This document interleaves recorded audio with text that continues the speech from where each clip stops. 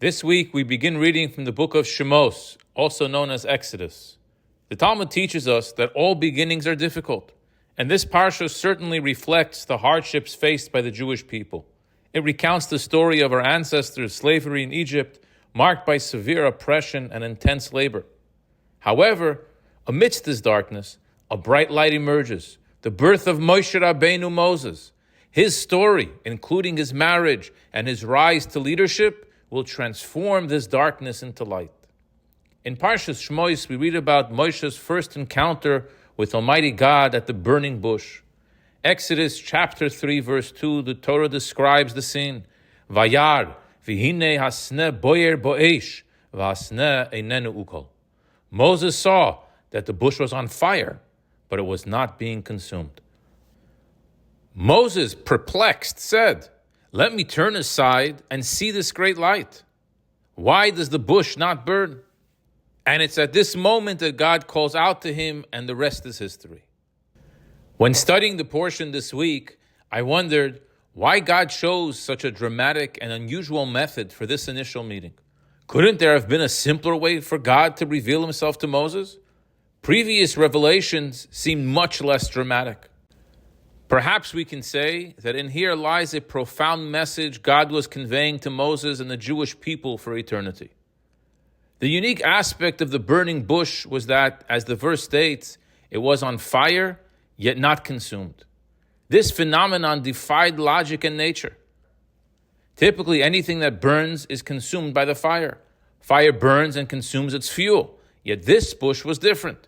Miraculously, it wasn't being consumed. It remained the same bush as before.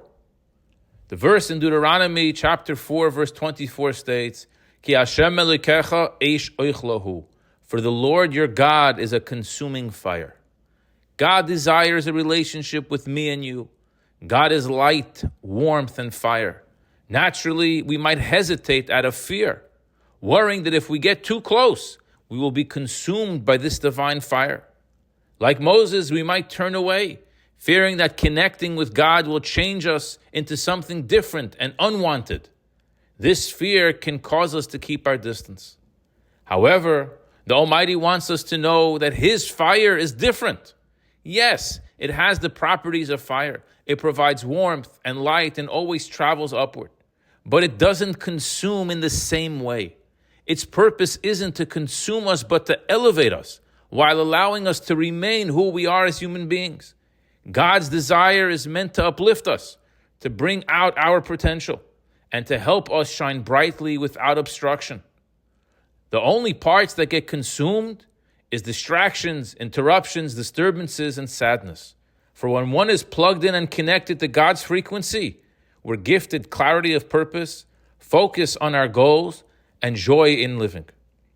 This powerful message from the burning bush reassures us that we can draw close to God without fear of losing ourselves.